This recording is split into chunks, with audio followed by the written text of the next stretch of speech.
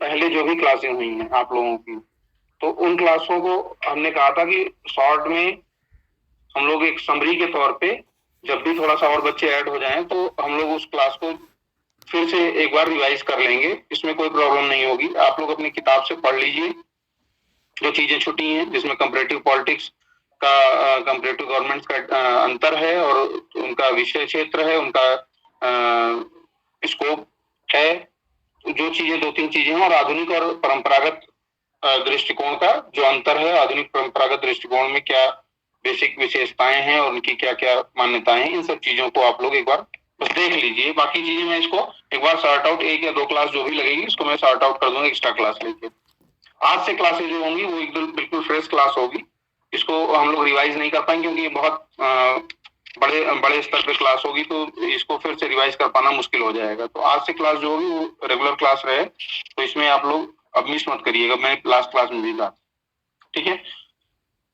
Last class में हम लोगों ने तुलनात्मक राजनीति का जो परंपरागत दृष्टिकोण था उसको देखा था, आधुनिक दृष्टिकोण को देखा था, और आधुनिक दृष्टिकोण की आलोचना हम लोगों ने की थी। कर ली थी आधुनिक दृष्टिकोण की आलोचना ना आप लोगों ने, जिन लोगों ने आलोचना हम लोगों ने नहीं पढ़ी अभी। अच्छा, आधुनिक दृष्टिकोण की आलोचना भी नहीं हुई है? नहीं हुई है सर।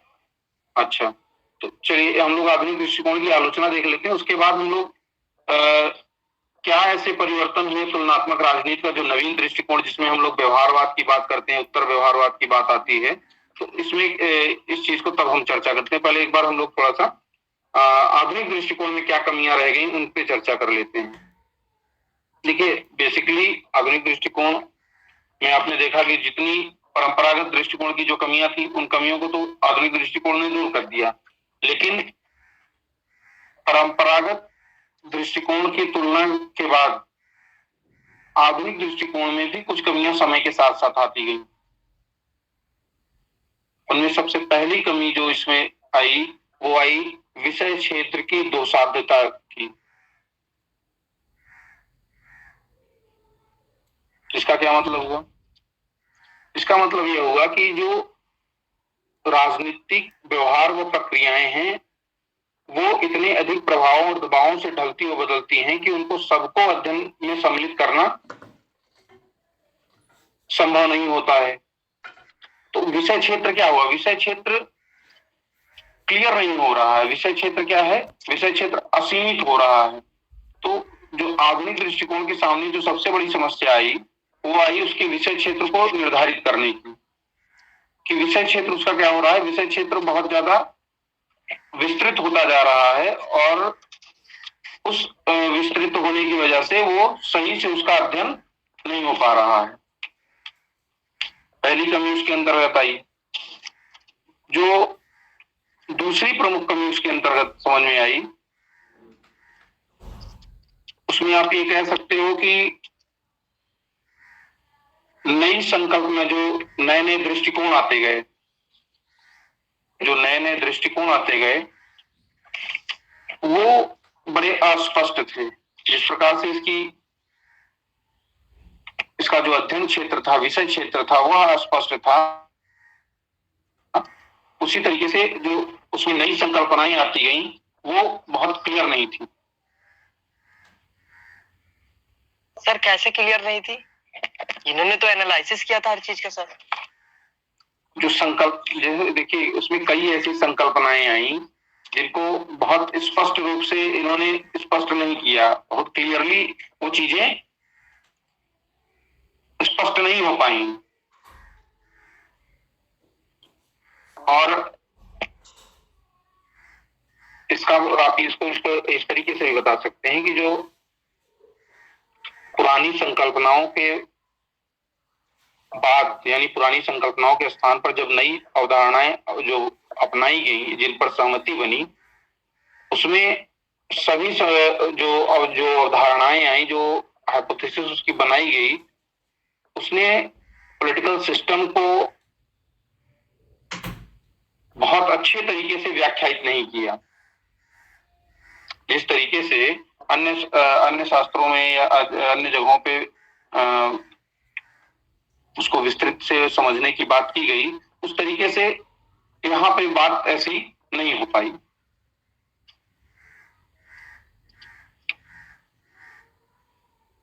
तीसरी इसकी आलोचना आप ये कह सकते हो कि जो अत्यधिक व्यवहारवादिता का अभाव रहा। क्यों? क्योंकि व्यवहारवादिता इसकी क्या थी? प्रमुख विशेषता थी। इसने तुलनात्मक राजनीति को अत्यधिक उन्नत बनाया। लेकिन आलोचकों का यह मानना था कि व्यवहारवाद के अत्यधिक हस्तक्षेप ने मानवीय प्रक्रियाओं को अत्यधिक वैज्ञानिक अध्ययन के रूप में प्रस्तुत कर दिया। देखिए, एक हद तक मानवीय प्रक्रियाओं का वैज्ञानिक अध्ययन तो ठीक है, लेकिन एक लिमिट के बाद अगर आप मानवीय प्रक्रियाओं का वैज्ञानिक अध्ययन करते हैं तो वह सही नहीं माना जाता, वो इसके लिए हानिकारक होता है। और इससे क्या होता है? इससे बहुत अधिक समय तक सटीक नियम निर्माण नहीं किया जा सकता। इसलिए माना गया कि व्यवहारवादिता का जो अत्यधिक प्रयोग है वह इस प्रक्रिया के लिए क्या है? सही नहीं है। इसके अलावा द्वितीय विश्व युद्ध के बाद अध्ययन के क्षेत्र में तमाम परिवर्तन आए, जिसमें पश्चिमी देशों के स्थान पर नवोदित राष्ट्रों की राजनीतिक व्यवस्थाओं की विविधताओं का अध्ययन करने की बात आई। एशिया अफ्रीका की राजनीतिक संरचनाओं, उनकी राजनीतिक व्यवस्थाओं को की अस्थिरता और राजनीतिक व्यवहारों में हो रहे परिवर्तनों का अध्ययन पर ज्यादा ध्यान केंद्रित किया। आलोचक इस विकास को स्वस्थ व उपयोगी नहीं मानते हैं।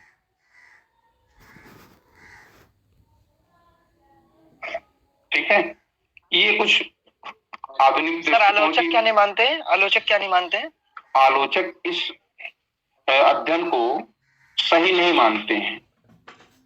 उनका ये मानना है कि ये मतलब कि इस अध्ययन की आवश्यकता नहीं है कि पश्चिमी देशों के स्थान पर केवल नवोदित राष्ट्रों की राजनीतिक व्यवस्थाओं का ही अध्ययन किया जाए, उनकी राजनीतिक संरचनाओं का ही अध्ययन किया जाए। ये आलोचना की गई, जबकि यह आलोचना आप देखेंगे अभी आगे जब स्ट्रक्चरल इसका जो मॉडल देखेंगे, उस मॉडल में इस तरीके की आलोचना को महत्वहीन साबित कर दिया गया। हाँ सर, लग भी रहा है, लिखने पे ही पता चलता है।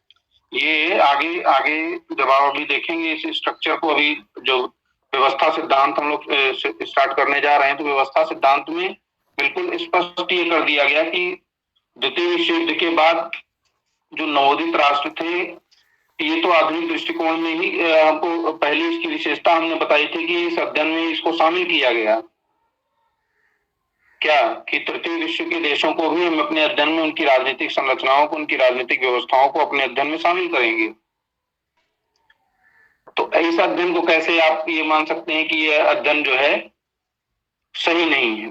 ठीक है, तो ये जो इतनी आलोचनाएं हैं ये पर्याप्त है, क्योंकि तुलनात्मक राजनीति में जो आधुनिक दृष्टिकोण की बहुत ज्यादा आलोचना आप नहीं दिखा सकते हैं या नहीं कर भी नहीं सकते हैं, क्योंकि परंपरागत दृष्टिकोण में तो कमियां थी। परंपरागत दृष्टिकोण की कमियों को दूर करने के लिए ही आधुनिक दृष्टिकोण का आगमन होता है। और उस दृष्टि से जो आधुनिक दृष्टिकोण है, इसने न केवल व्यवहारिकता प्रदान की, नई संकल्पनाएं प्रस्तुत की, और द्वितीय विश्व युद्ध के बाद जिन नवोदित राष्ट्रों पर परंपरागत दृष्टिकोण में अध्ययन पे ध्यान कम केंद्रित किया गया था, उन पे ध्यान केंद्रित करके पूरी तरीके से एक नई अध्ययन पद्धति का प्रारंभ किया।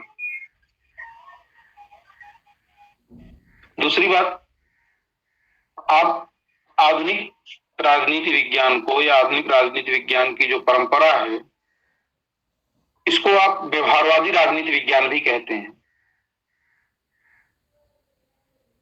क्यों? क्योंकि 20वीं शताब्दी के प्रारंभ में जो राजनीति शास्त्र की स्थिति थी वो बहुत अस्पष्ट थी। ऐसी स्थिति में स्पष्टता ले आने के लिए, यानी जो राजनीति शास्त्र का अध्ययन था उसमें बहुत स्पष्टता ले आने के लिए अध्ययन में वैज्ञानिकता का समावेश किया गया, और इसी वैज्ञानिकता के समावेश को ही व्यवहारवादी क्रांति का नाम दिया गया।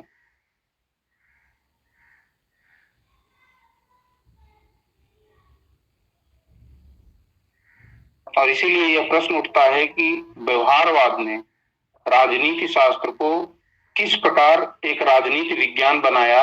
इसको समझने के लिए उन कारणों और परिस्थितियों का भी विवेचन आवश्यक है जिनके द्वारा व्यवहारवाद का राजनीतिक अध्ययन में आगमन हुआ है।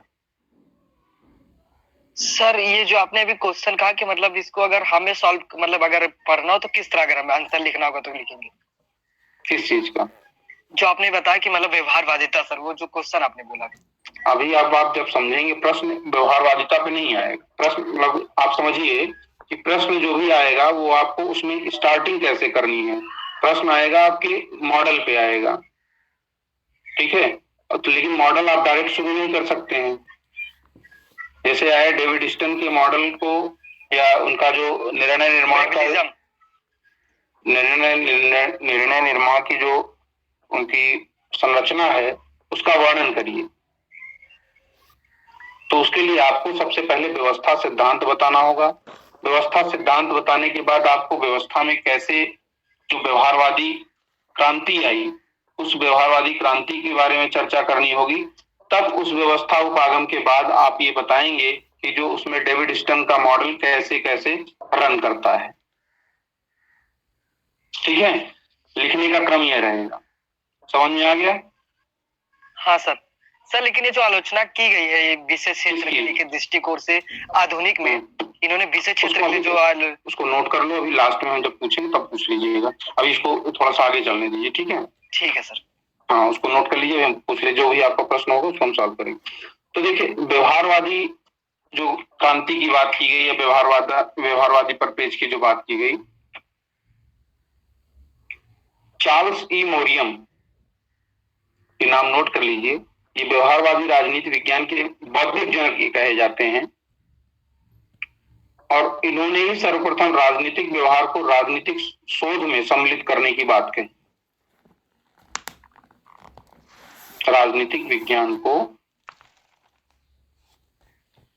बौद्धिक जनक इनको कहा जाता है और राजनीतिक व्यवहार के राजनीतिक शोध में सम्मिलित करने की बात इन्होंने ही सर्वप्रथम कही।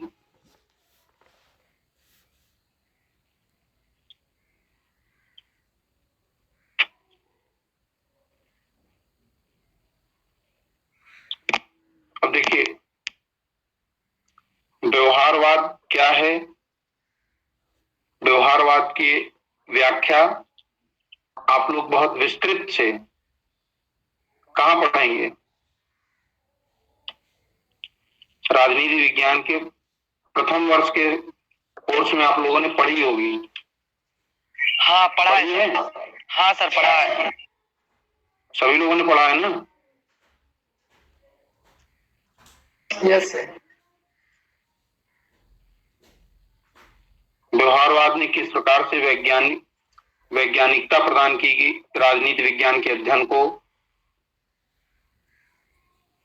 उसमें कुछ एजम्पशंस मान के चलते हैं, उस एजम्पशन के आधार पे राजनीति शास्त्र को राजनीति विज्ञान की श्रेणी में खड़ा करने का काम व्यवहारवादियों ने किया था।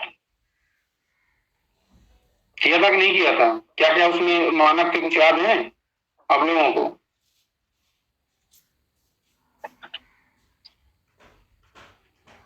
कुछ मानक निर्धारित किए थे, कुछ सिद्धांत बनाए थे व्यवहारवादियों ने।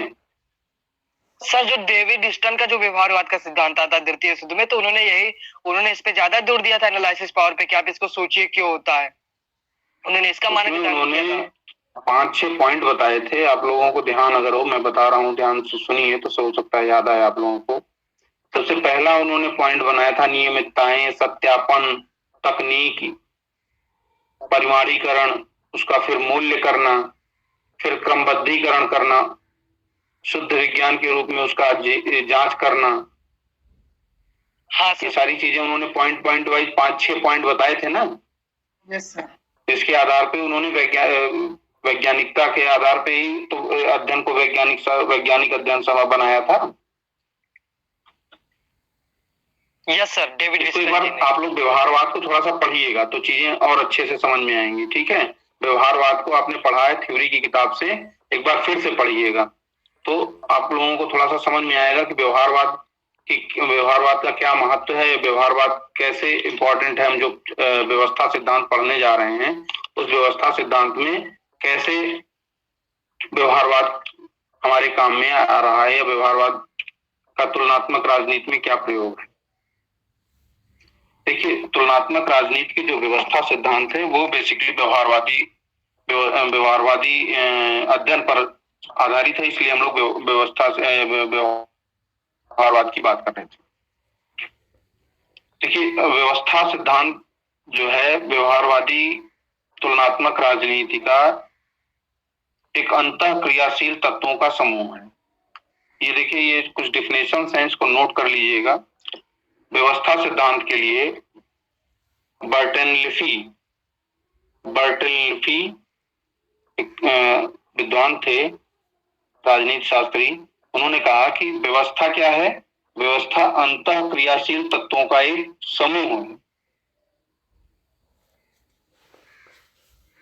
व्यवस्था सिद्धांत अंतः क्रियाशील तत्वों का एक समूह है। दूसरा, व्यवस्था सिद्धांत सामाजिक विज्ञानों में जीव शास्त्र से आया हुआ है और इसका सर्वप्रथम राजनीति विज्ञान में प्रयोग डेविड स्टन के द्वारा किया गया। कहाँ किया गया? व्यवहारवादी क्रांति और व्यवहारवाद की कमियों को दूर करने के लिए व्यवस्था सिद्धांत के विश्लेषण में। सर, जिसको उत्तर व्यवहारवादी दृष्टिकोण कहते हैं।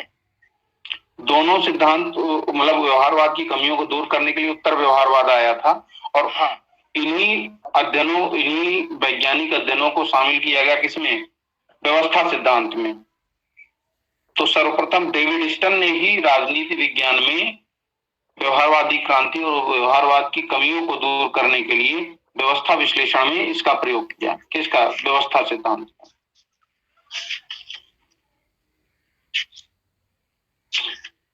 एलन बॉल ने लिखा है कि स्टन पहले ऐसे राजनीति शास्त्री थे जिन्होंने अपना पूरा ध्यान राजनीतिक व्यवस्था अर्थात एक दूसरे पर आश्रित और एक दूसरे से संबंधित राजनीतिक तत्वों के प्रतिरूप पर केंद्रित किया। एलन बॉल का एक कथन नोट कर लीजिए।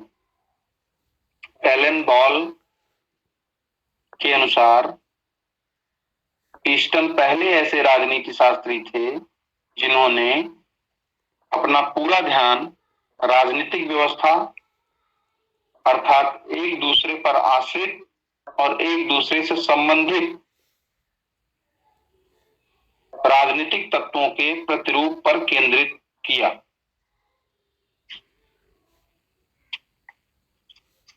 सर एक बार फिर से सर बोलिए। सर फिर से बोलिए। स्टन पहले ऐसे राजनीति शास्त्री थे जिन्होंने अपना पूरा ध्यान राजनीतिक व्यवस्था अर्थात एक दूसरे पर आश्रित और एक दूसरे से संबंधित राजनीतिक तत्वों के प्रतिरूप पर केंद्रित किया।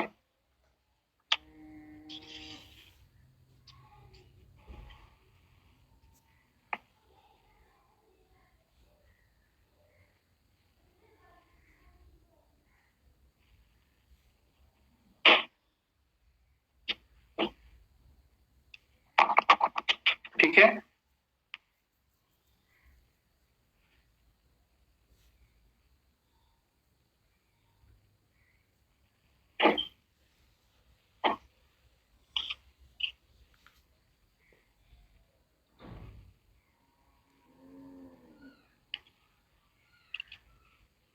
व्यवस्था उपागम के अंतर्गत इतनी चीजें हम लोगों ने देखी।